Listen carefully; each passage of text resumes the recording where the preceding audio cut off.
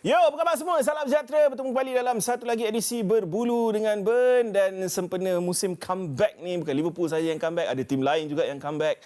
Maka dengan itu jaket sudah pun kembali comeback juga setelah sekian lama. Apa khabar semua? Saya Ben menemani anda. Tapi sebelum saya kenalkan guest saya pada ini, saya nak ingatkan kepada korang semua yang kita ada platform podcast untuk korang mendengar Berbulu dengan Ben. Dah lama dah sebenarnya. Tapi kami nak ingatkan berkali-kali agar anda tidak terlupa bahawa mereka-mereka yang mahu melihat ulangan semula ataupun mahu mendengar ulangan semula boleh mendengar di platform Shock Podcast, di Apple Podcast dan juga di Spotify. Kalau nak ulang balik program Berbulu dengan Ben ni, kau boleh pergi ke Astro Go saja. Semudah itu. Juga di platform Suka, jangan lupa, okey? Okey, masanya untuk aku perkenalkan tetamu-tetamu aku pada hari ini. Salah seorangnya mempunyai 3-4 podcast sekarang ni. Banyak sangat jemputan kau sampai aku dah lupa podcast mana yang kau buat yang kau punya lah. Tak. Saya ada satu je. Okey, apa dia? Podcast Bola Sepak Bermaruah. Kalau yang nak tengok ada di Spotify dan juga di YouTube under channel Ultra Jang TV. Steady lah. Karami Kamil. Dan seorang lagi. Hari ini gandingan mantap, babe. Dua-dua boleh dikatakan senior lah dalam orang kata menjadi tetamu dalam program-program bola sepak di Astro Arena. Farid Rozaini, apa khabar? Alhamdulillah, terima kasih. Sihat macam biasa. Walaupun ada sikit-sikit hati, kena tipu, tapi biasa je lah. Sakit hati kena tipu, Luar dalam kena tipu. Okey. Sekejap lagi kau bagi detail apa yang berlaku sebenarnya. Tapi diorang ni datang dua. Kenapa? Sebab ini kita ada topik panas. Itu sebabnya kita perlukan guest. Bukan nak kata guest yang panas, tapi guest yang boleh merungkaikan topik kita. Sebab topik aku maksudkan itu adalah topik di segmen ketiga nanti, di mana kita akan cerita pasal surat layang. Surat layang yang aku rasa semua orang tahu berkaitan dengan FAM dan sebagainya, dan semuanya akan kita rungkaikan di sini, kat studio ni, dalam segmen ketiga. Okey, tapi tak mahu lengahkan masa. Segmen pertama ni kita nak fokus kepada Liga Perdana Inggeris. First up, Brentford, Manchester United. Jom. The big games, really very special occasions here. Casemiro threading it on, it's Mason Mount. And that is smash and grab for Solibay.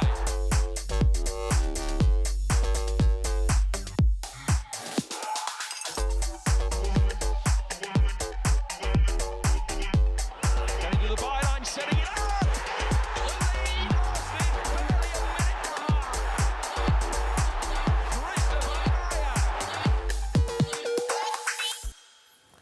Alright guys, Brentford lawan Man United adalah perlawanan yang mungkin kita tidak jangkakan. Scoreline tu agak mengejutkan juga, sebabnya kalau korang tak tengok game ni, mungkin korang merasakan seolah-olah game ni nampak Man United bazir tiga mata. Tapi realitinya, Farid Rozaini, adalah jauh berbeza daripada scoreline itu sendiri, kan? 31 shots yang Man United terpaksa hadapi dalam game ni. Brentford mencatatkan 85 sentuhan Dalam kotak. dalam kawasan Man United, Farid. Berbanding 11 untuk Manchester United dalam kawasan Brentford saja, dan macam-macam rekod buruk telah diciptalah dalam game ni, pendek ceritalah. Untuk berada dalam perbualan top 4 ni, aku sorry to say lah, Farid, walaupun kau fan United, Karami fan United, kau tak rasa macam satu penghinaan kepada Spurs dan Villa ke untuk korang ni diletakkan dalam perbualan top 4? Aku setuju, bukan takat penghinaan kepada Spurs dan juga Villa aja. Kau bayangkan kita orang dapat kita orang pula malu nak mengaku. Manchester United menerima 85 touches dalam box dan berapa shot? 31 shot. Sekarang ni aku confused, siapa yang tengah fight top 4 ni? Brentford ke Manchester United? And okay, ini bola sepak. Bola sepak kita kebanyakannya memang kita bergantung kepada rentak pasukan. Kita bergantung kepada macam mana momentum pasukan. Manchester United adalah momentum yang bagus. Tapi satu perkara yang kita boleh nampak daripada zaman pengurus-pengurus dulu lagi, daripada zaman Ole lagi, ialah konsistensi. Engkau boleh bermain dengan baik, datang minggu depan kau main macam ni. Jadi apa yang kau nak tunjukkan sebenarnya? Tapi pada akulah, benda ni sedikit sebanyak boleh dipengaruhi oleh pemain di atas padang. Okey? Fahaman aku ialah, macam mana engkau nak bermain dengan konsisten kalau engkau tak dapat bermainkan first 11 kau secara konsisten tiap-tiap minggu. Betul. Orang-orang cakap alasan ni basi. Basi tapi tetap valid. Betul. Tapi apa lebih merisaukan Karami Kamil, tolak tepi game FA Cup dengan Liverpool dalam Premier League saja dalam 7 perlawanan terakhir, tak silap aku, Man United berhadapan lebih 20 shots. Dalam 6 daripada 7 game terakhir. Itu dah mengatakan sesuatu, sebab tak silap aku ada satu stat yang menunjukkan bahawa Man United adalah pasukan dengan penerimaan shots tertinggi antara semua pasukan. Cuma Sheffield United lagi buruk daripada diorang sekarang, tak silap aku. Aku pun tak faham kenapa Farid terkejut.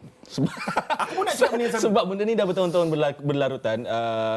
Dan aku rasa kebelakangan ni lah, sebelum match lawan Brentford ni, Manchester United dah get away with it too many times. So dia orang tak beraksi dengan baik, tapi getting the result 1-0 at the end of the match, menang 2-1 at the end of the match. Ugly win. Takkan tiap-tiap game kau nak ugly win. So it's not, kau bukan big team lah kalau Ni kau ugly draw lah. Nah, ni ugly draw lah. kan? Selalunya kau yang score. Kau score juga ni last minute, tapi Brentford score lagi last minute Tak, nak daripada bagi kau. konteks Brentford hit the post, kena tiang palang 4 kali dalam game ni. Ya. Ivan Toney miss beberapa chances yang Ivan Toney jarang miss. Dan kalau diambil kira konteks kali terakhir mana-mana tim catatkan 31 shots dalam game ni, kali terakhir 2019 City kalahkan Southampton dan 2020 City kalahkan Norwich. Kedua-dua ni dengan angka besar. Dan ingat balik kepada setahun yang lalu bila hari-hari awal Ten Hag, Man United lawan Brentford 4-0 dalam first half saja. Ya. Kalau kau nak fikir apa perbezaan yang Ten Hag bawa daripada last year ke this year? Pada aku daripada segi permainan, kau tengok last season dia cuba nak dalam 2 bulan awal, aku rasa dalam 2 bulan yang Manchester kalah dalam musim lepas, Ten Hag cuba nak terapkan idea dia tau. Kemudian tak menjadi dan dia berpatah balik, terpaksa menggunakan satu taktikal yang orang kata ikut rhythm Liga Bandar Inggeris tu sendiri. Musim ni pula dia dah bawa masuk dah pemain dia nak. Dia dah bawa masuk Andy Onana. Ball distribution memang orang kata menurut dia lah memang top. Dan dia cuba nak menggunakan balik taktikal sebegitu dalam Liga Bandar Inggeris. Sayangnya pemain-pemain tak dapat nak gel dengan taktikal yang macam itu. Dia seorang idealist. Eric Ten Hag seorang idealist. Kalau dia kata nak main macam ni, dia akan main macam ni. Tak kisahlah result kau baik ke, result kau buruk ke. Kalau dia kata A lah untuk dia. Even kalau dia bawa kepada dia punya orang kata apa, post match interview pun dia akan cuba untuk defend dia punya pendirian. Jadi pada aku, kalau kau dalam keadaan yang macam ini, perbezaan yang kau boleh bawa ialah first kali takkan kau tak belajar pada musim lepas. Betul. Apa yang berfungsi untuk Manchester United thrive dalam Liga Bandar Inggeris. So kalau kau dah capai satu tahap itu dan kau patah balik, bagi kata orang, you take one step forward tapi 3 step backward. Betul. Karami, bila menyebut tentang Ten Hag ni kan, sebab Farid dah buka pasal Ten Hag ni kan. Dua benda yang dia cakap lepas game dalam post-match conference dia. Dia sebut tentang bagaimana Manchester United struggle dengan Brentford, tapi City pun datang ke sini dan struggle. Itu antara ayat dia aku takkan lupa. Satu lagi adalah players Brentford lebih lapar untuk kemenangan berbanding players Man United. Bagi aku itu adalah satu statement yang kau boleh baca dengan beberapa angle. Satunya mungkin dia kenakan players dia. Dia tak puas hati dengan players dia, tak bagi 100%. Dan teringat kepada satu interview yang Adam C buat dengan Ten Hag, di mana Adam C tanya tentang midfield tu yang sentiasa kena run over. Dan dia seolah-olah clueless dengan soalan tu. Dia macam tak tahu apa yang dimaksudkan Adam C dengan soalan tu. Kalau kita ambil yang part dia clueless tu dulu. Kalau betul dia clueless, maknanya dia memang nak midfield dia main macam tu lah. Mungkin dia nak midfield dia tak payah pegang bola kot. So kalau dia nak midfield dia tak nak pegang bola. So apa yang Manchester United dah buat musim ni mengikut apa yang dirancangkan. Tetapi aku sebagai fan Man U sebenarnya dah tak ada husnuzon dah. Dengan Manchester United tak ada husnuzon dah. Semuanya yang buruk sangka je. Cuma kalau nak bersopan santun, mungkin sekarang ni Ten Hag tengah cuba untuk memantapkan lagi barisan pertahanan. So kita tak payah pegang bola banyak-banyak, kita defend aja dulu. Kita try tangkap catch the opponent on the counter attack. Mungkinlah sebab sekarang ni kalau tak tahu dah balik kau perasan ke tak, kebanyakan gol memang most of it comes from counter attack. Itu yang aku nampak lah. Tapi still aku cakap benda ni tak cukup bagus untuk kelab sebesar Man U. Dan untuk aku antara orang yang selalu cakap pengurus ni memerlukan masa yang sangat-sangat banyak untuk mereka execute plan dan apa yang mereka nak. Tetapi kalau dah macam ni, Ada positif Karami dan Farid Uzani. Mason Mount score selepas 458 hari. Tu ada satu milestone tu. Lagi-lagi bukan minit, tapi hari. 458 hari. Sebelum game bertemu dengan Chelsea. Mungkin ada orang kata good omen lah kan. untuk menjelang game akan datang. Tapi itulah Thomas Frank bila dia pun gelak-gelak lepas game. Betul. Dah ibarat satu penghinaan tau. Sebab dia pun rasa macam mana kita orang tak menang kan. Game ni should be all Brentford sebenarnya. Itulah Betul. dia. Should be all Brentford sebenarnya. Betul. Daripada Nampak dia orang larian. lagi desperate lah sebab dia orang pun nak mengelak daripada zon penyingkiran kan. Okey, kita move on kepada satu lagi topik yang berkaitan dengan Newcastle lawan West Ham. Untuk itu jom kita saksikan terlebih dahulu.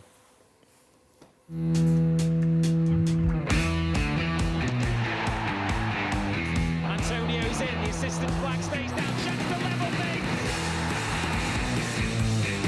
Bowen, Kudus! Is he going to be one-on-one? The England man finds the back of the net. To draw us all level! Lovely strike! Harvey Barnes delivers an absolute supreme super sub. Aku nak buat satu disclaimer. Topik Newcastle ni bukan atas dasar permintaan aku sendiri. Ni penerbit aku yang pilih topik ini dan aku cuma bersetuju untuk buat topik ni. Tu macam Ten Hag kan? Saya tak percaya langsung dengan kenyataan ni. Macam Ten Hag kan disclaimer dia. Kau ajar. First time aku dapat guess yang jawab balik. Aku cakap. Tapi tak apa. Langsung tak percaya dengan kenyataan tu tadi. Percaya atau tidak kita tanya penerbit kita lepas ni. Okay? Tapi cerita pasal topik Newcastle ni kan. Kau tahu tak perasaan sebab mungkin korang dah rasa banyak sangat kejayaan dengan klub. Of course Man United biggest club in the world, banyak gila trofi yang kau dah rasa. Untuk aku yang tak pernah rasa trofi ni, benda-benda kecil macam feeling yang aku ingat daripada tahun 90-an ketika Newcastle menjadi the entertainers, berkali-kali melakukan comeback seumpama ini. Ingat lagi kepada game 4-4 dengan Arsenal yang ketinggalan 4-0. Kita waktu tu bukan entertainers, waktu tu dah zaman Alan Pardew tak silap aku. Tapi aku go back to the time of Kevin Keegan lah. Masa tu aku kecil lagi. Aku tak sangka setelah berbelas tahun seksa bawa Mark Ashley apa semua ni, aku akan rasa benda ni semula. Dan itulah yang aku nampak dalam game ni. Sebab tak pernah ada lagi comeback seumpama ini yang dilakukan oleh Newcastle sejak takeover yang berlaku 2 tahun yang lalu kan. Melihat game ni lah, kau sebagai neutral Farid Nozani, apa yang kau nampak? Adakah kau nampak, okey memang defensive problem Newcastle ni sesuatu yang agak ketara lah, tak dinafikan. Tapi adakah kau nampak ada fighting spirit di mana 9 game yang terakhir ni, Newcastle berupaya untuk menduduki kedudukan Eropah yang diorang nak? Ya, okay. Ini Newcastle dah building on the momentum lah right now, orang boleh kata, dengan kejayaan macam ni kan. Tapi aku pun ada disclaimer juga sebenarnya. Okay. Kalau kau nak menang dengan West Ham, senang je. Kau tunggu Kevin Phillips masuk. Betul. Itu aku setuju. Betul. Kan? Okay, kita kembali kepada game ni lah. Tapi kau tak kesian ke kat dia? Kesian. Badi itu berterusan tau. Kesian memang kesian, but it is what it is lah. Betul tak? And then, okay, kita balik kepada game Newcastle menentang West Ham ni kan. Okay. Kau dah jatuh 3-1 during half time. Tak, 2-1 half time. Okay, it is not easy tau. Yep. Kau dah kena 2-1, lepas tu kau kena 3 pula 3-1 kan. Lepas tu baru awal dalam second half. It is not easy tau untuk kau maintain kau punya mentality, kau punya fighting spirit yang kau ada. And pada aku dalam game ni, penyerang-penyerang Newcastle adalah sangat bijak. Okay? Kita ada beberapa jenis penalti kita faham. Satu memang clear and obvious penalti. Yap. Penalti yang disebabkan oleh sentuhan dan sebagainya. Yang kedua ni ialah sedikit teknikal yang dikata winning the penalty. Okay, di mana Gordon meletakkan kaki antara kaki dia, kaki antara bola dengan Phillips kaki dan juga bola dan juga bola lah. Jadi itu pada aku ialah sesuatu yang bijak. Dan kalau bijak di mata kau, cerdik lah. Pada aku bijak sebab apa? Okey. Engkau dah, pada aku engkau dah ketinggalan. Engkau cuba nak try. Kau dah try macam ni cara tak dapat. So play in the box lah. Sebab ada yang kata kat aku, Karami, Gordon exploit the situation. Bukan bijak atau cerdik. Aku melihat ia adalah cara yang bijak untuk menang penalti. Dan aku rasa penalti tu mungkin, aku mengaku penalti tu mungkin harsh untuk diberikan. Tetapi hakikatnya, bila kau tak sedar ada player belakang kau datang dan walaupun dia letak kaki depan bola dan kau sepak kaki dalam kawasan penalti, apa lagi kau expect ref nak buat? Gordon bukan pemain pertama yang buat. Aku nak cakap benda ni. So aku tak faham kenapa benda ni keep on going on lah. Kita akan sentiasa berbuat. Sepatutnya tak penalti, sepatutnya penalti. Kalau by the book penalty, it's a penalty lah. Tapi aku suka kalau match ni lah. Aku tak tahu. Okay, sebelum tu aku nak tanya lah, most unbelievable comeback ever ni dalam konteks bola sepak dunia lah. Ini dari segi konteks Newcastle dalam season ni. Sebab kau kena faham, season Newcastle ni kita tak kau kata paper of the cracks tak ada. Kita sedar yang ini antara season yang hamba, especially after what happened last season kan. Tapi ada yang kata last season kita overachieve. So this season is more realistic apa yang kita capai sekarang ni. Tetapi comeback ni adalah sesuatu yang aku sendiri dah tak nampak untuk beberapa tahun. Mungkin dalam dekad yang terakhir pun aku tak nampak comeback seperti So ini. untuk ni dalam konteks Newcastle saja, Newcastle sebab saja. kalau dia cakap konteks peradaban bola sepak dunia, Melampau lah. aku nak asah peluru ni. Agak-agak lah aku nak cakap macam tu. Tak adalah Okay, maksud aku. Tapi Tapi kalau kita nak balik kepada game, aku suka Harvey Barnes kemasukan dia memang bagi impact pada aku. Sebelum ni dia dengan Leicester pun dia pun tak, aku rasa dia bukan that first 11 punya guy. Dia sentiasa in the team tapi dia bukan the main guy. Tapi aku rasa he's coming to himself kot. betul, the main guy dulu untuk Leicester rasa aku waktu tu Jamie Vardy Dengan dan James Maddison, Maddison kan. Tapi Harvey Barnes ada tempat dalam Ada 11 tempat, utama tapi not the main guy lah. Not the Aku faham main guy, maksud betul. kau. Tapi bila tengok performance Anthony Gordon satu benda. Alexander Isak yang dilaporkan sekarang ni Arsenal tengah kejar dia. Good luck lah. Kan? Minimum 100 million ke atas lah untuk menarik dia keluar. Itu satu benda. Tapi bila kau tengok Alexander Isak punya performance, kalau dia seorang striker yang fit, yang tidak selalu mengalami kecederaan, sejauh mana ceiling Alexander Isak ni di mata kau? Dia boleh pergi lagi. Dengan good coaching aku yakin dia boleh pergi. Sebab kita tengok lenggok tubuh dia masa dia buat bola pun, dia bukannya lenggok tubuh satu pemain yang moden lah, yang kau nak kena laju, kau nak kena sharp, apabila kau turn, kau nak kena turn very sharp, tukar angle, cari play belakang. Tak. Dia very well calculated punya movement. Contohnya macam bila dia bergerak di sebelah tepi, aku banyak tengok dia bergerak di sebelah kiri, betul? Aku tak ada banyak belah kiri, tapi bila dia bergerak belah kiri, dia akan pastikan ada orang di tengah. Betul. Dia bukannya buta-buta bergerak kiri tiba-tiba masuk kotak, tak ada hasil. Dia akan tunggu. Macam Berbatov, dia akan tunggu. Okey. Wow. Dia akan tunggu. So Isak ni bagi aku ceiling dia 23. Yap. 23 betul. Okey. Musim lepas 24 I think this year. musim lepas, aku rasa antara penyumbang terbanyak goal assist Newcastle ialah Callum Wilson. Kan? Dan juga Miguel Almiron. Dengan ketiadaan dua figure ni, Alexander Isak is stepping up. Yep. Anthony Gordon pun stepping up. Dan macam pernah aku cakap sebelum ni, semua pemain tak semestinya kau kena step up the whole season 38 game kau kena perform. Tak. Mungkin 5-6 game dalam kes Harvey Barnes mungkin 5-6 game yang kau kena perform. 5-6 game kau kena jadi very clutch player. Tapi still kau kena berasaskan kepada player yang instrumental dalam pasukan. Dan pada aku dalam ni dari segi serangan untuk Newcastle, Anthony Isak lah. Aku suka kau sebut perkataan ketiadaan tu. Sebab orang semua akan komplain kelab dia orang injury lagi teruk. Liverpool injury hari tu teruk gila sampai sebelah orang. Man United pun dah pernah rasa injury teruk apa semua. Tapi tak silap aku Premier League dan Sky Sports dan semua platform media dekat UK dah keluarkan satu statistik di mana kalau ikutkan minit permainan Newcastle lebih banyak. Newcastle ada worst untuk musim ni bab injury. So aku bukan nak ungkit benda ni nak cakap itu sebab kita teruk. Tak ada alasan. Kau sepatutnya dah tahu benda ni akan berlaku. Kau main dalam Champions League, kenapa diorang tak invest lebih dalam squad? Kena salahkan management dan juga pengurusan lah. Tapi aku nak tanya kau Karami, bila kau tengok player macam Livramento is out now, Almiron is out now, Botman and Lascelles baru ni dilaporkan 9 months, dua-dua ACL. Kau mental weh. Faham. Macam mana nak cope dengan situasi macam ni? Sebab kau tengah kejar Europe which is either Europa League or UCL dengan 9 game lagi, possible untuk mendapatkan sebab Newcastle jelas mempunyai masalah di barisan pertahanan. Itu sangat ketara. Kalau untuk pergi ke Europe saja ada peluang tu ada. Tapi kalau kau nak cakap pasal injury, masalah kecederaan ni, ini benda yang aku sedikit kurang faham apabila fans macam cakap Newcastle tak macam tahun lepas, tak macam memanglah kalau dah injured sampai 100 orang macam mana siapa yang nak main kan. Betul juga kalau kau dah kata 10 first team player yang kau tak ada. Memang akan bagi kesan kepada kau punya performance lah. Jadi aku rasa sekarang Newcastle is coping, nak tak nak is coping sebab they are still trying to get to Europe. Berserah kepada takdir lah. Betul. Kita kena berserah. Newcastle, orang fans Newcastle kena berserah kepada takdir di bulan Ramadan ni. Betul. Orang kena terima. Kadang-kadang aku berharap macam korang. Enggak, main ugly tapi menang ugly. tapi kita orang tak berupaya menang macam tu. Semua orang kena terima. Bukan semua kelab boleh beroperasi seperti Liverpool. Betul. Boleh drag through everything macam Liverpool. Benar. Okey guys, kita kena berehat sebentar. Bila kita kembali selepas ini, segala-galanya tentang title race di antara 3 pasukan dan kedua-dua perlawanan melibatkan 3 pasukan dalam title race ini. Jangan ke mana-mana.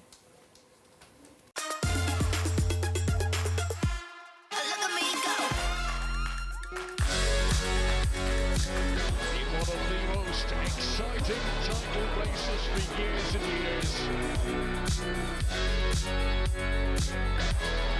Against his old team, just can't get it outside. Bring it on to his right, to the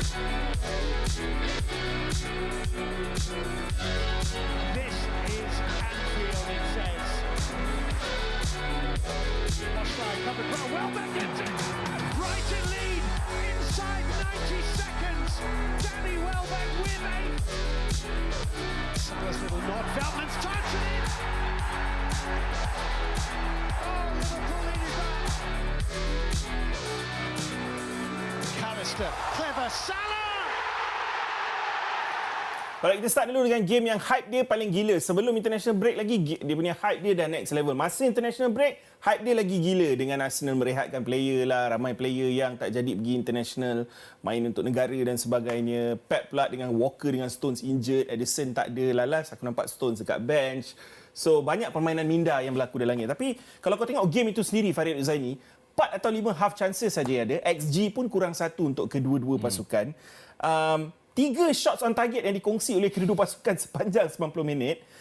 Tak silap aku, Man City ada 2 shots on target saja dalam 2 perlawanan, home and away. 180 minit. Itu mental. Pendek cerita, game yang agak menghampakan lah dan membosankan. Kerana apa? Aku tanya kau. Kau pernah tengok tak perlawanan catur live on TV dari mula sampai habis? Aku tak pernah lah. Tak Aku pernah, tak ada eh? kesabaran untuk tu. Ibarat dia macam tu lah. Kan? Macam ni kau nampak game ni?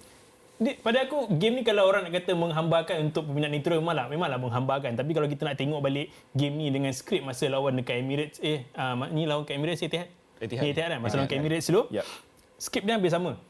Ini adalah pertembungan taktikal. Sebab pada aku dalam perlawanan ni lah, apa yang ada dalam pemikiran pengurus masing-masing kan, baik Pep, baik Arteta, ialah kalau Pep keluarkan plan A, Arteta akan keluar dengan plan B. Betul. And kalau Arteta keluar dengan plan B, Pep akan keluar dengan plan C. Dan kita boleh tengok dengan kemasangan pemain, pertukaran dan juga sebagainya. Okey, kau boleh cakap game ni bosan, tak ada try. Tapi kau kena faham what is at the stake right now. Kau dah berada pada fasa penghujung liga ni.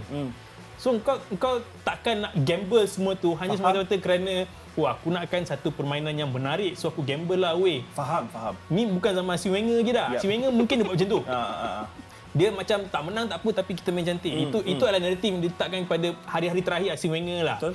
Tapi this time around, kalau kau tengok balik, 2 game 0 gol daripada City menentang Arsenal. Dia ada sukses. Aku rasa masalah orang ramai kan, Karami Kamil, is diorang samakan dengan Liverpool dengan Man City over the years. And also the last game yang melibatkan Liverpool Man City. Walaupun seri sama, antara game paling menghiburkan yang pernah kita nampak. Betul. Tapi perbezaan yang cukup ketara adalah kau ada seorang manager yang main gegen pressing, seorang lagi yang main Pep football lah kan. Which is berbeza. Arteta dan Pep, cikgu dengan anak murid, filosofi yang hampir sama. Dari segi diorang punya back four pun kau tengok, semuanya central defensive players yang main sebagai fullback dan sebagainya. Kat situ kau dah boleh nampak persamaan. Dan even masa substitution dilakukan, kita ambil contoh ketika Pep masukkan Grealish dengan Doku. Kau nampak Arteta pula jawab dengan 2 defensive substitution untuk counter. Seolah-olah Tomiyasu dan Partey. memang chess match bro. Betul. Pendapat kau?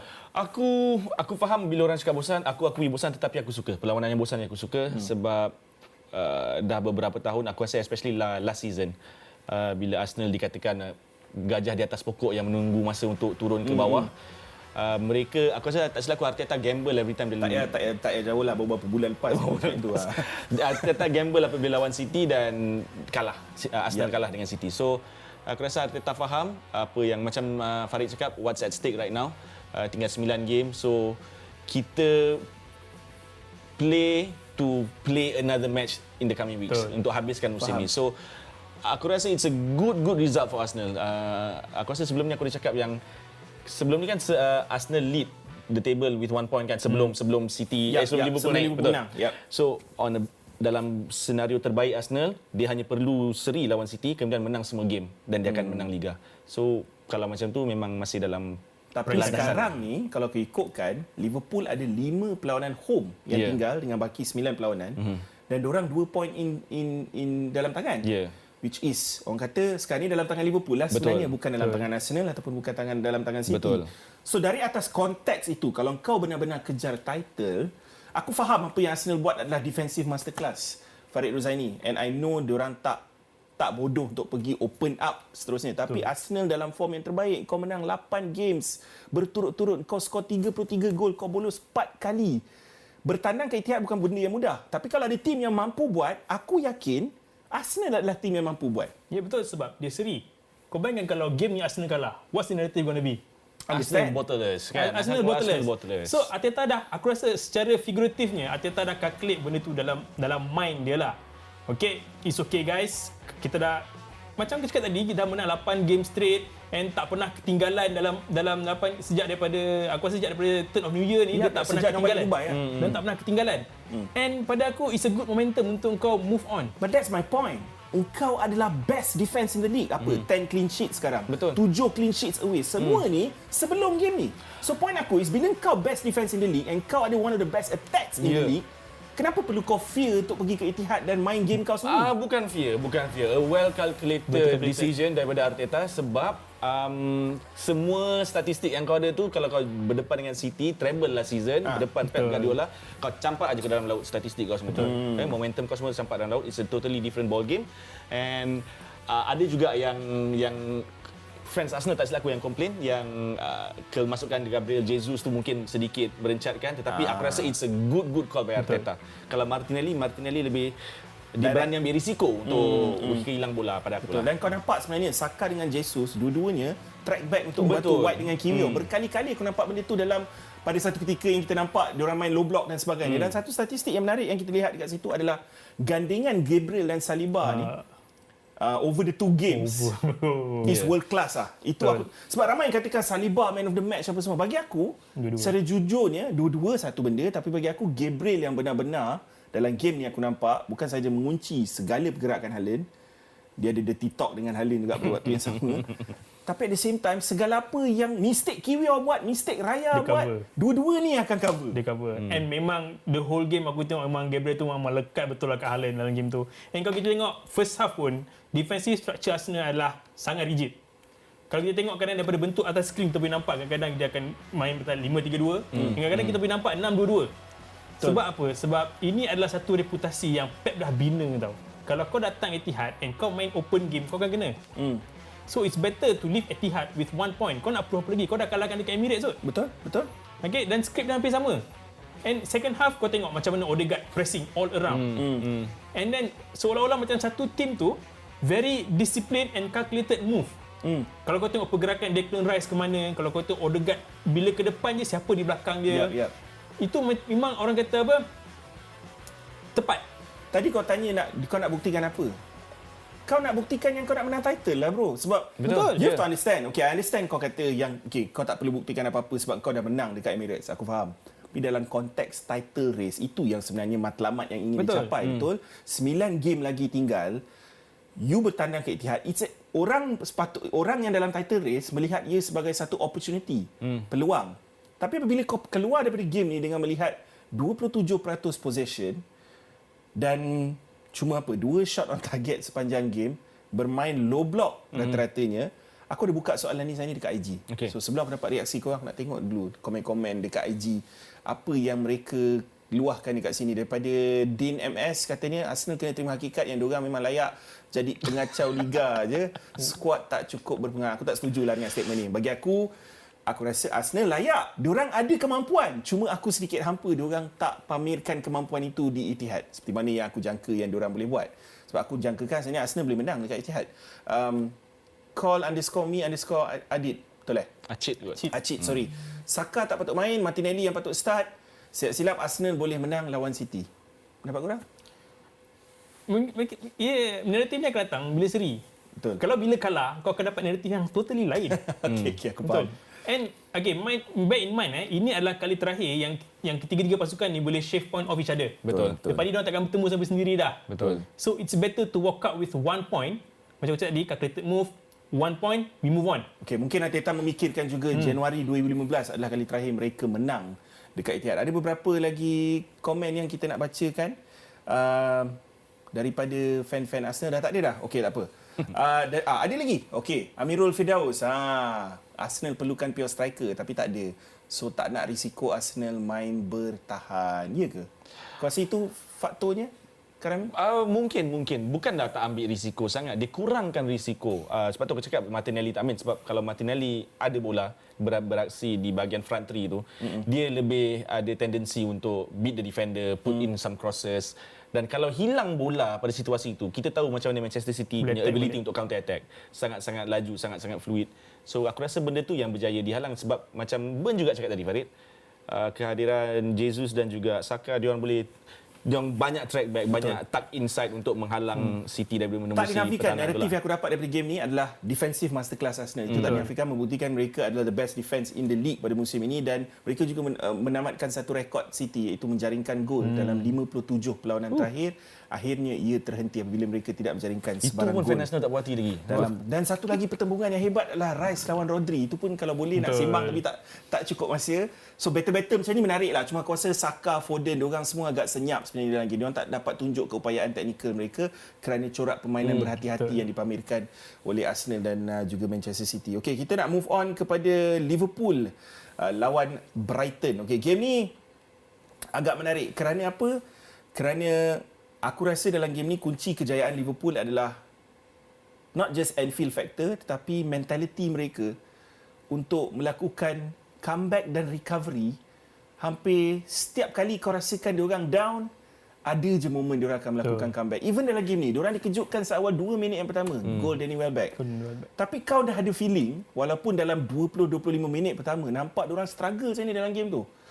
Fans Anfield dekat stadium dah resah, kau boleh dengar melalui suara dekat stadium dan sebagainya. Tapi Farid, orang kata dalam bahasa Inggeris ada inevitability about Liverpool and how they come back. Betul, aku setuju sebab macam aku cakap tadi, tak semua pasukan boleh beroperasi seperti Liverpool. That mentality has been instilled in them since Jurgen Klopp datang lagi. You have to fight all the way through. And beberapa perlawanan ni dah membuktikan.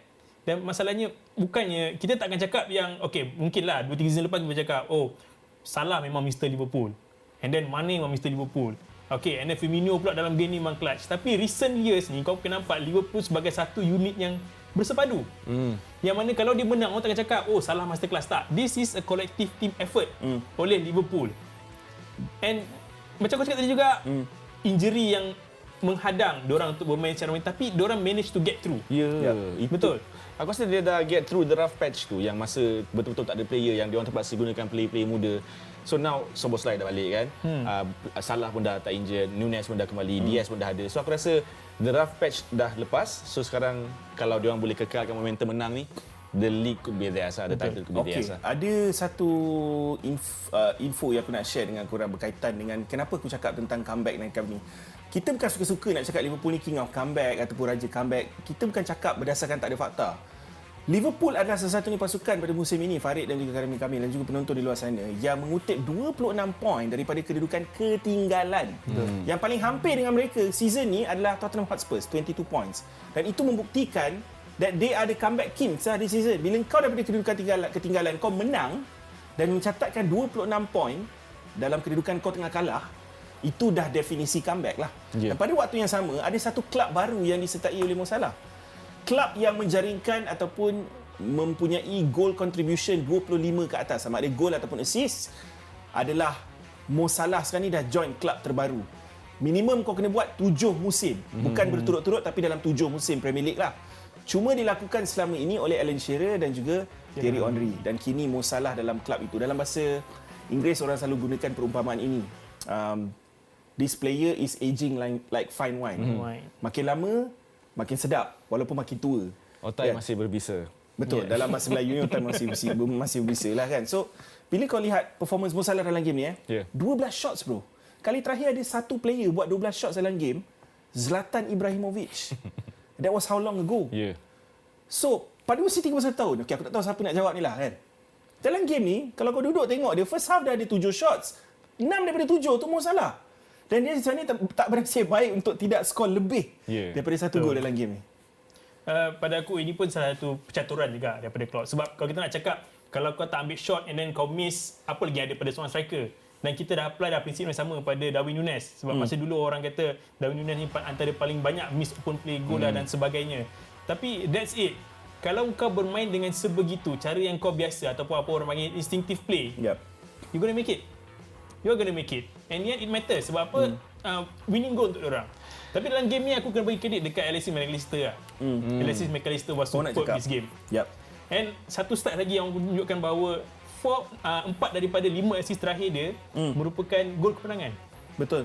Kenapa dia super dalam game ni? Sejak dia main peranan nombor 8 dekat belah kanan tu, dan Endo dah menjadi the number 6. Kau boleh nampak even stats dia dalam game ni aku bagi kat kau Karami 5 chances created tertinggi antara semua pemain di atas padang. 11 kali dia melakukan final third entries. Melengkapkan 58 daripada 63 passes dia dalam game ni dan menang balik possession 6 kali dan paling penting the key pass to the winning goal untuk Mo Salah. Aku rasa McAllister ni lebih sesuai tidak beraksi pada posisi nombor 6 lah kot. Aku rasa dia lebih vision dia lebih baik. Dia dah buktikan berkali-kali. Kau pun cakap di first half Liverpool agak struggle. Sebab tak silap aku McAllister was playing a bit deep. So second half baru dia ditolak sedikit ke atas dan kita tak assist to the winning goal Mo Salah tu is the key moment and mungkin juga faktor yang bekas pasukan dia kot. So mungkin dia sedikit mengenali pemain-pemain juga kan. That's why aku cakap pasal Mason Mount factor tu kan. Mana tahu. Tapi cerita pasal seorang lagi lah. Luis Diaz. Before this kita tahu Luis Diaz dibelenggu dengan masalah ayah dia. Kita tahu ayah dia kena kidnap dan sebagainya. Benda tu semua suka tak suka effect kau punya personal life and also in your working life. Betul. Suka tak suka kita pun akan terganggu juga dalam kerja kita sebagai contoh.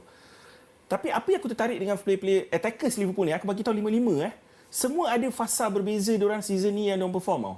Jota perform as the Salah replacement specialist masa dia dekat AFCON. Darwin Núñez this season is the best Darwin Núñez yang kita dah nampak setakat ni. Mo Salah lah. Aku tak payah bagi contoh lah kan. Even Cody Gakpo bila dipanggil, bila diperlukan, dia perform. And dia jadi sebagai squad rotation player untuk Europa League dan sebagainya. Dan now Luis Diaz, and kau nampak macam mana this is his moment. Sebab sekarang ni kalau kau ambil kira 7 game terakhir, 4 gol 3 assist dalam 7 game terakhir. Aku tak lupa dalam Walker. Exactly. Macam mana aku cakap Walker tu, aku tak lupa lah. Dalam game dekat Anfield lawan City kan.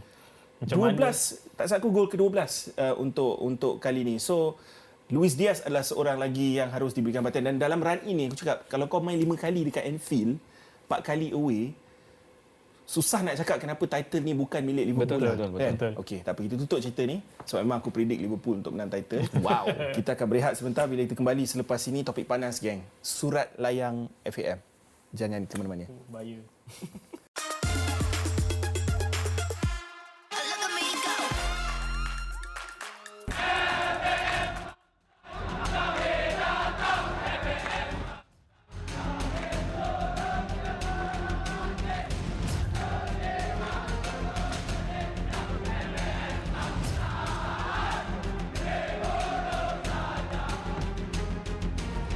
Persatuan Bola Sepak Malaysia FAM mengalu-alukan sebarang siasatan dalaman berhubung dakwaan berlaku salah laku mengurusi satu surat layang yang diedarkan kepada media oleh pihak yang menggelar diri mereka Ultras FAM.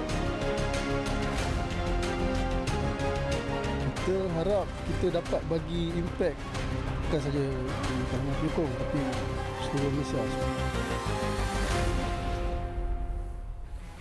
Wow, cerita panas yang tular di media sosial baru-baru ini. Email layang yang dikeluarkan dan disebarkan di seluruh Malaysia lah boleh kita katakan. 4 perkara utama yang aku nak kongsikan dekat sini yang diluahkan oleh perasaan orang yang kononnya mewakili staf FAM. Penyalahgunaan kuasa oleh Setiausaha Agung FAM, iaitu JS, General Secretary, isu gaji dan benefit, isu pasukan kebangsaan dan projek National Training Centre, termasuklah dengan penglibatan Ultras Malaya sendiri yang kita nampak dekat situ. Dia diungkit dalam surat tu. Surat tu aku dah baca. Aku rasa aku dah baca 2-3 kali dah surat tu. Dan aku juga dah tengok reaksi daripada Dato' Amidin sendiri dalam kongres tahunan baru-baru ini. Dan aku tak nak bagi tahu pendapat aku sebab aku nak tahu pendapat kau orang dulu. Karami Kamil, kau seseorang yang aktif dalam bola sepak Malaysia. Dan mungkin benda ni tak mengejutkan kau, tetapi ada orang kata kalau apa yang perumpamaan yang orang selalu guna, kalau tak ada angin yang tiup, pokok tu takkan bergoyang, betul? Dan kebanyakan detail-detail dalam email surat layang tu aku nampak tu detail tau, sampai isu Kidman dibangkitkan, sampai isu Nama Cik Natasha lah. Individu-individu tertentu yang terlibat dengan kelab bola sepak yang lain, Melaka United dan sebagainya. Okey bro, aku huraikan macam tu je lah. Pendapat kau tentang surat ni? Aku rasa it's a wake up call for FAM. Mungkin selama ni kalau betul segala tuduhan yang dilemparkan dalam surat layang tu, kalau betul, ni wake up call untuk orang supaya benda ni tak boleh berterusan. Seingat aku dalam email tu juga ada cakap pasal barang-barang yang hilang dalam store kan. Seingat aku juga ketika Presiden FAM ialah TMJ, ada mereka pihak FAM menyimpan jersey skuad kebangsaan kot di pejabat JMF kalau tak silap aku. Ada satu posting FAM buat. So kalau benda itu berlaku ketika itu, maknanya benda ni dah lama lah. Mungkin betul lah kehilangan barang-barang dalam So maksud store kau adalah kesahihan dalam email tu sebenarnya? Aku rasa sahih sebab based on apa yang dah berlaku. Ini bukannya kita pandai-pandai cakap. So kalau ketika TMJ jadi presiden, dialihkan tempat simpan jersey kebangsaan ke tempat lain, mungkin ada sebab lah. Dan aku bersetuju yang pokok takkan goyang kalau tak ada angin. Betul. Tapi berdasarkan keseluruhan surat layang tu, mungkin ni pendapat peribadi aku, ada beberapa isu yang mungkin agak personal, yang mungkin tak perlu ada kat situ individu yang menghantar surat tu je yang ada masalah. Mungkin. Itu yang aku nak tanya Farid. Sebab banyak benda yang personal dalam surat tu. Macam contoh dari segi IQ level seseorang, GS itu dan sebagainya. Aku rasa tak perlu kau tulis kat situ. Sebab itu dah menghina seseorang tentang knowledge dia ataupun credibility dia. So itu mungkin sesuatu yang tak perlu pun MACC nak siasat. Sebab kalau surat ini ditujukan kepada MACC, Malaysian Anti-Corruption Commission, is basically to siasat setiap satu dakwaan ataupun tuduhan yang dikatakan. So mungkin apabila ada sekerat dalam surat tu yang menulis tentang kebodohan dan sebagainya setengah individu, personal lah aku rasa. Personal lah dan mungkin tak perlu di mata kau. Okey, pada aku apa yang benda yang boleh paling berat berlaku apabila surat layang ni keluar ialah image dan maruah FAM tu sendiri. Sebab bila dipetik tu macam ni, sekarang ni sebab aku yakin walau apa pun penjelasan yang diberikan oleh pihak FAM, rata-rata pihak luar sana takkan setuju. Okey, kita akan bawa ini ke Jawatan Kuasa Integriti. And then diorang akan tanya balik, siapa yang akan check and balance Jawatan Integriti tu? Tapi kita dah include PDRM dan juga SPRM. Okey, siapa yang ahli yang kau include dengan tu? So dia nak, this thing is very detailed. Tu maksud aku. Benda ni berat dia apabila engkau mencalakan maruah sesebuah organisasi tu. Okey, so janganlah nak cakap, orang boleh cakap kita ni contohnya macam isu Bukit Jalil itu hari kan. Okey, aku ingat lagi masa lawan Kyrgyzstan tu hanya 14,000 yang hadir. Tapi masa lawan Oman tempoh hari hampir 25-26,000 yang datang ke stadium. And jangan cakap peminat tak sokong. Peminat nak sokong, tapi peminat tak nak tengok benda-benda macam ni. Peminat tak nak tahu benda-benda macam ni. Kita nak tahu FAM ni ialah satu organisasi yang memang sejujurnya memajukan bola sepak negara. Isu itu kita nak tengok dah. So pada aku itulah dia. Apa yang akan terjadi bila surat ini keluar, image FAM, credibility, integrity tercalar lah. Betul. Tapi pada waktu yang sama, bila kau tengok detail-detail macam kau dah sebutkan tentang jawatan kuasa tertentu yang menyiasat benda ni.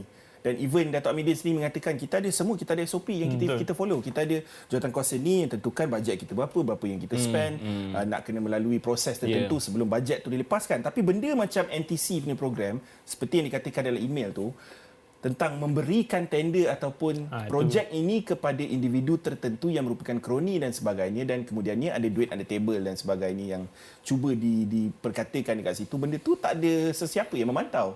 Sebenarnya tak ada jawatan kuasa tertentu yang akan tahu pun, sebab benda tu antara pembuka tender dan pemberi tender. Ya, betul. Yang third party tu boleh hulur dan sebagainya dengan macam-macam cara kan selepas duit itu diluluskan, sebagai contoh. Satu lagi isu, Ultras Melaya, Lekir. Nama Lekir yang dipetik. Oi Lekir! Sampai ke tahap begitu. Sampai ke tahap peribadi, macam kau cakap tadi. Ada yang disebut tentang apa yang dilakukannya di Oman dan selepas pulang dari Oman di Kuala Lumpur. Apa yang mungkin dimaksudkan di situ? Nampak macam mungkin ada benda yang daripada surat layang tu lah, mungkin ada perkara yang bukan berkenaan dengan role sebagai penyokong Harimau Melaya yang dilakukan. Tapi itu dakwaan surat layang tersebut. Tapi kalau kita yang di luar ni memang mungkin tak tahu yang dikatakan Lekir selalu masuk pejabat. Kita tak tahu, mungkin juga atas urusan tiket, atas urusan nak bawa masuk apa kan, cushion kan. Sebab dia kata 3-4 kali kan. Ya, so kita itu aku terasa aku tak boleh sentuh lah. Cuma kalau nak cakap pasal surat layang ni, aku suka nak highlight yang 12 ke 13 staf FAM yang dikatakan letak jawatan dan meninggalkan persatuan tu. Dan aku rasa mereka tu semua staff-staff yang dah lama. So bila staff-staff lama ni yang ada pengalaman, yang dah tahu buat kerja, dilepaskan ataupun dibenarkan pergi begitu saja, mungkin ada sesuatu yang tak betul lah kot dalam Pasal tangga gaji dan sebagainya, yang pasal staf-staf tertentu tak dapat gaji sebab atas dasar alasan kewangan itu diberikan tumpuan kepada projek NTC dan sebagainya, itu sebab diorang tak dapat kenaikan gaji. Tapi benda tu dah dijawab dan disanggah dalam Kongres. Lepas tu berkaitan juga dengan isu berkaitan dengan isu lekir ni. Tak silap aku, Datuk Amidin ada menyebut tentang bagaimana cadangan yang diberikan oleh salah seorang lagi Ultras Malaya iaitu Ultras Malaya Rambo, iaitu Al-Fadli Awaluddin, diambil kira idea-idea. So adakah ia sekadar pemerhatian daripada luar dan diorang tak tahu cerita sebenar, diorang just buat cerita, ataupun ada kesahihan setengah cerita dalam email ni yang boleh diambil kira? Pada aku, kalau kita nak cerita kesahihan dalam email layang ni, aku tak kata sahih 100%. Macam kita cakap, kita tak tahu. Tapi bagi pihak berwajib untuk menyiasat, inilah titik mula. Kita start dengan pemain yang kita start dengan staff yang orang kata dilepaskan. Mungkin jawatan integriti boleh bermula dengan itu. Sebab walaupun orang kata email layang ni cuba untuk membuka pekung, tapi dia juga memberikan satu titik tanda yang mana sesuatu tu perlu dimulakan. Kita tak tahu apa yang berlaku di sebalik pintu. Sebarang cadangan ke, kita tahu cadangan macam mana. Mungkin aturan untuk membeli tiket dan sebagainya. Tapi berbalik pada isu email layang ni, macam aku cakap tadi, start from there. Sebab memang kita tahu, biasanya kalau surat layang ni biasanya ialah last resort untuk orang. And sejarah yang Malaysia digemburkan dengan surat layang ni biasanya tak cantik. Tapi timing dia, bro. Kenapa sekarang? Itu yang aku sedikit was-was, sedikit sangsi dengan surat layang ni. Rasanya masa start Piala Asia dah ada bunyi-bunyi macam ni. Tetapi kenapa perlu ditunggu selepas sebulan lebih, 2 bulan? Bulan 4. Lepas kalah. Dah lepas kalah. Tapi katanya akan dikemukakan bukti-bukti daripada staf FAM tertentu. Jadi kita tunggu bukti lah sebelum kita nak yang membocorkan apa-apa. Benda ni lah kan. Kita kena tunggu bukti dulu lah. Kalau nak elakkan perkara ni lah, mungkin FAM boleh. Semua persatuan ada laporan audit, betul. Cuma mungkin laporan audit tu boleh dibuat dengan lebih telus dan kemudian dibincangkan dikeluarkan dalam Kongres ke macam mana. Itu antara langkah yang boleh ambil lah. Kita ada seorang pemanggil yang nak join perbualan kita ni. Namanya siapa? Hello? Ya, namanya siapa, bro?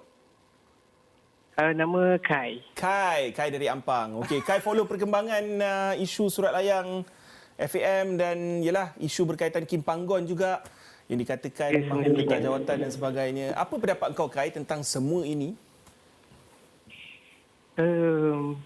Ya, macam setuju dengan sekarang tadi dia kata tentang it's a wake up call for FAM, dan kita sendiri kita rasa FAM ni perlu lebih usaha. Sebab tak tahulah, sekarang ni mostly memang kita tahu memang fans dah dengan apa terlibat di surat layang ni, dan memang takkan ada orang yang berpihak di FAM semestinya. Dan aku rasa kalau betul FAM tak buat benda tu, silakan buat siasatan dan kita tengok macam mana. Sebab dalam email tu sendiri ada kata dia orang ada bukti sekian-sekian, kita tahu macam mana. So once the case go more serious, kita tahulah siapa yang salah, siapa yang betul, baru kita boleh bagi komen selanjutnya lah, kata. Okey. Bab Kim Panggon tu, yang pasal dia dikunci daripada membuat keputusan dan dia pun dah masak dan sebagainya, mungkin dia nak letak jawatan, dan of course kita tahu dia dah keluar, dia dah nafikan benda tu. Tapi yelah, kan, benda-benda menafikan ni banyak cara untuk memastikan dia menafikan dan sebagainya. Bukan aku nak kata ada yang menyuruh dia nafi dan sebagainya, tapi maksud aku, sejauh mana kau percaya segala apa yang ada dalam surat tu? Ada benda yang kau percaya ke? Ada benda yang kau tak percaya ke? Macam mana? Ya. Ada benda yang aku rasa percaya. Dan ada juga mungkin macam korang bincangkan tadi, mungkin ada sedikit melebih lah, orang kata. Personal lah. Yes, personal. Mungkin. Benda-benda yang aku percaya antaranya mungkin, kalau sebut bahaya pula kan. Tapi, tak apalah. Tak bahaya. Kita sekarang ni safe space untuk berbincang. Risau ni. Kan tiba-tiba dapat surat juga kan. Steady lah, Kai. Terima kasih kerana sudi kau kita orang. Walaupun topik panas, kau masih lagi telefon untuk berikan pendapat. Terima kasih, Kai, daripada Ampang. Jangan serik layan Berbulu dengan Ben. Di Berbulu dengan Ben memang kita bincang segala-galanya. Tak ada topik yang terlalu berat untuk kita bincangkan. Tetapi itulah, kesimpulan ni macam mana ni? Sebab benda ni dikemukakan kepada MACC. Of course dia nak MACC investigate. So part mana yang boleh diinvestigate? Sebab benda sampai ke level kitman tak ada, benda yang effect player, national team dan sebagainya. Sekali aku rasa yang yang MACC boleh ambil serius ialah satunya yang of course lah projek NTC tu. Sebab memang itu antara orang kata dalam isi kandungan surat tu isu adalah benda yang konkret lah. Berbanding daripada tuduhan timbalan presiden beli kereta ke, Cik Natasha punya nama ke, anak pemandu ke, tak tahulah. Tapi ada sedikit tuduhan dan ada sedikit dakwaan dan ada sedikit yang bersifat personal pada aku. Mungkin Datuk Kamarul boleh step up untuk bagi tahu sebab sebenar dia letak jawatan. Mungkin juga. Sebab dia dikatakan sebab penyagaan. Kalau keluar daripada mulut dia mungkin lebih valid kan. Betul, setuju. So adalah cara-cara sebenarnya untuk masuk ke asas ataupun dasar isu ni dan dapatkan kebenaran. Betul? Ya. Tapi whatever it is right now, aku rasa apa yang FAM keluarkan sekarang ni statement, rata-rata orang tak percaya kot. Inilah efek email layang ni pada Tapi bila aku tengok semalam kenyataan Datuk Midin, ada benda yang aku boleh percaya juga. So itulah, tak tahulah nak cakap macam mana, kita kena ada kesahihan daripada pihak-pihak tertentu. Kita nak tengok juga kat Twitter. Twitter sangat penting sebab topik ni aku buka dekat Twitter. Aku suruh diorang bagi sepatah dua kata. Waktu tu diorang marah lagi. So kau tengoklah komen-komen yang ada kat sini kan. Ada yang backup, macam contoh Enzo KR7 kata absolutely it's fitnah. Sebab sebelum kalah no news. Lepas kalah terus tuduh orang. Saya pun boleh type email macam tu. Lepas tu screenshot and viralkan. Kalau menang isu ni takkan keluar. Mungkin Mak Kening pun komen sebab dia tak jadi guest minggu ni, so dia bagi komen. Dia kata fans tak nak tahu pun isu dalaman. As long as the organisation buat kerja dan bawa kemajuan dalam bola sepak tanah air pun dah cukup. Ni tak kongres setiap tahun. Liga Akademi diabaikan member kan coach Liga Akademi. Benda ni lah kot. Mungkin fans kena start ambil tahu lah. Betul. Fans kena start ambil tahu isu dalaman. Fans bukan sekadar kena ambil tahu Liga Super je lah kot. Pada akulah. Fokus Liga Super je sebab apa? Sebab lubuk duit. Kaumbi banyak pakai duit kan. Last Kai Hakim kata silakan buat siasatan lanjut. Dari situ kita boleh tahu jawapan sebenar siapa yang betul siapa salah. Sebab kata patah berani kerana benar, kalau tak berani mungkin ada udang di sebalik batu kan. So wow. Kenapa ramai dengki pun kita kena tanya juga. Kan? Kenapa ramai marah pun kita kena tanya juga. Macam aku cakap tadi, Sebab tak, ini kita janganlah kita ambil perspektif peminat bola yang memang die hard je tau. Betul. Tapi orang yang baru nak tengok bola, orang yang baru nak start sokong pasukan kebangsaan, and then terpalit isu macam ni. betul. Kita nak ride on the wind yang, okay, let's say kita seri dengan Korea itu, what a moment untuk rakyat Malaysia. Betul. And then suddenly the momentum suddenly drop macam tu je. Kau and then keluar pula isu ni. Betul. Dah lah Liga kita nak start tak lama lagi. Betul? Dalam masa sebulan lebih lagi kan. So okay guys, kita tutup cerita ni. Mungkin dengan harapan kita bincangkan next time ada perkembangan dan ada jawapannya. Okay? So kita nak teruskan dengan Liga Fantasi Berbulu dengan Ben. Aku start dulu dengan point aku terlebih dahulu. Tak silap aku, point aku 64 point pada minggu ni. Tapi cerita pasal Fantasy Premier League ni, this week adalah minggu ke-31 di mana ramai dah bersiap sedia untuk membeli game player-player untuk Double Game Week 34. So Double Game Week 34 ada 7 tim yang akan main 2 kali. So macam this week contohnya Arsenal lawan Luton, Liverpool lawan Sheffield United. So ramai yang tengah target Darwin Núñez, Luis Diaz sebagai contoh. Mungkin even Conor Bradley kan. Untuk Arsenal sekarang ni sebab kau boleh triple up 3 player je. So sama ada kau go for Odegaard sebab Saka semua dah ada. So antara kau pergi untuk Odegaard ataupun kau pergi untuk sama like Ben White atau William Saliba. Sebab Arsenal best defense in the league Clean sheet maybe? Clean sheet, yes. Bonus keeper? Betul. Dan Arsenal kalau tak salah aku season ni dah 10 clean sheet. Jom kita tengok kedudukan Liga Berbulu dengan Ben dulu. Football God Muhammad Zahid Zahri terus mengungguli kedudukan dengan berapa? Dah dikejar oleh Joli Pass 20 lebih poin je. Perbezaan yang ketika ini 27 poin tak silap aku. Dan Amir Zuhairi tidak jauh di belakang. Wagih FC Wan Shazwan tempat ketiga. Nah Aidwin Amirul Ashraf 4, Hazim Sazali, Shantam, Wenger Zippo dah jatuh ke tangga ke-6. Wow. Hakim Syarin, Eliano Rossi, Adam Budiman, Dengkil FC, nama yang aku kenal dalam Elite 50 Group, dan juga Ipan Daniel di tempat yang ke-10. Semuanya antara dalam kedudukan ranking top 50k, top 30k di dunia lah ni, dengan aku rasa dengan pungutan mata ni mungkin lebih. Mungkin dalam top 10k di dunia. Bayangkan ada 10 juta lebih main dalam Liga BDB top 10 ni, semuanya dalam 10,000 yang terbaik di dunia daripada 10 juta orang. Mental kan? Tak nampak pun nama tim kau? Aku ada last season. Oh, last season. Di season aku gagal sikit. Tapi still dalam pencarian untuk berada dalam kedudukan top 100k. Okay. Macam Newcastle lah last season. Aku follow juri. Betul lah. Aku follow tim aku punya perkembangan juga. Itu lah namanya loyalty. Di season top 8. Jadilah kan. Okay, so dua player aku nak highlight untuk korang untuk this week is Matthias Cunha dan juga Ryan Aït-Nouri. Kenapa? Sebab dua player ni harga bajet. Memang bajet. Tak silap aku, Ryan Aït-Nouri harga dia cuma 4.6 juta sekarang. Dan kalau kau tengok Wolves punya jadual akan datang, tak silap aku dia akan lawan Burnley away, dia akan lawan Forest home, dan satu lagi tim aku tak ingat dia akan lawan siapa. Tapi semuanya green fixture lah. And game week 34 bro, dia akan ada dua game. Tak silap aku lawan Arsenal home dan Bournemouth at home. Itu So perjudian tough besar. game first game, tapi second game ada chance diorang boleh score point. So that's why macam Cunha ni is always a target lah. Even lawan Arsenal kalau Wolves score 1 pun, kalau diorang kalah sekalipun kau still akan dapat point untuk Matthias Cunha kan. And harga dia cuma 5.5 juta. So harga bajet untuk korang terus beli player macam Salah, Saka, Odegaard ke Luis Diaz ke. Player macam ni akan membenarkan kau beli player macam tu lah.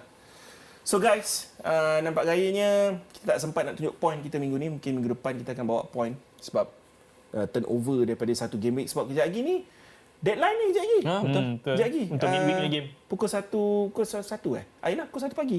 Sebab Newcastle lawan Everton pukul 2.30 akan kick off this week punya Midweek. game week 31 punya Premier League. So ada apa-apa kata-kata terakhir daripada Karami Kamen? Kau Tiago- diulas sikit kan dalam kau punya podcast pasal surat layang. Akan diulas dalam podcast Bola Sepak Bermaruah PBB. Episod akan datang, episod seterusnya kita tengah berusaha untuk dapatkan penjelasan daripada individu, antara individu yang disebut namanya dalam surat layang tu. So tunggulah, boleh tengok di YouTube, channel Al Trajang TV dan Spotify. Podcast Bola Sepak Bermaruah. Alright. Farid Zaini nak promote apa-apa? TikTok ke? Mungkin Oh, kau nak tak start ada. TikTok ke? Tak ada. Start lah bro. Aku tak ada ke Kalau arah kau tu buat aku lagi. support tu. Tak ada ke arah tu lagi. Kau banyak. Orang nak dengar kau punya ulasan. Tak ada Kau lah. antara guest BDB yang paling diminati. Oh, ya ke?